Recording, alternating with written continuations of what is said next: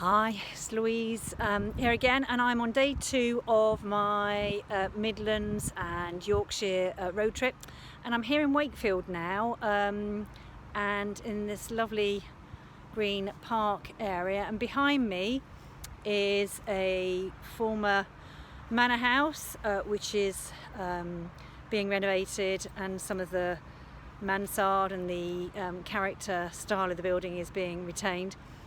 Being converted to apartments, and they'll be coming to the market during 2020. And then behind me is another red brick building. You can see a bit of it there, which is a former hospital, a former private hospital, and that is also being converted to apartments, and that's coming to market as well in 2020.